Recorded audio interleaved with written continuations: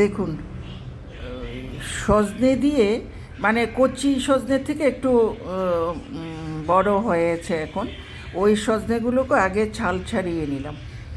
এবার অল্প পরিমাণে করেছি যেহেতু একজন খাবো, সাথে আলু কটা, মানে আলুকে পিস করে করে কটা পিস দিলাম, আর শস্য কাঁচা লঙ্কা একটু ঝাল ঝাল যেন হয় এটা বেটে নিলাম। এবার কালো জিরে ফোড়ন দিয়ে আলুটা দিয়ে দিলাম, একটু হলুদ, পরিমাণ মতো নুন দিয়ে ঢেকে রেখে দিলাম। এবার কিছুক্ষণ পর ঢাকাটা তুলে আলুটা যখন একটু সেদ্ধ হয়ে যাচ্ছে, ওই সজনেটাকে দিয়ে দিলাম।